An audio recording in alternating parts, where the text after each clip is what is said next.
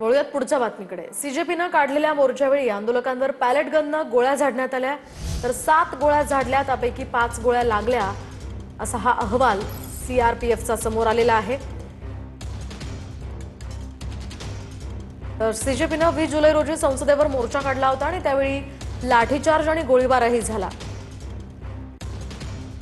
दरम्यान सीआरपीएफच्या अहवालानुसार आरएएफच्या जवानानं पॅलेट गनमधून सीजेपीच्या आंदोलकांवर 7 गोळ्या चालवल्या होत्या, ज्यापैकी 5 आंदोलकांना त्या लागल्या। आंदोलनाला हिंसक वळण लागल्यानंतर 7 राऊंड फायर करण्यात आले होते। राहुल गांधींनी पॅलेट गनचा वापर आंदोलकांवर करण्यात आल्याचा आरोप केला होता। तर पॅलेट गनच्या गोळ्या लागल्यामुळे 3 आंदोलक जखमी झाले। आंदोलकांनी सुरक्षा रक्षकांवर हल्ला केला आणि दगडफेकही केली, ज्यानंतर पॅलेट गनचा वापर झाला।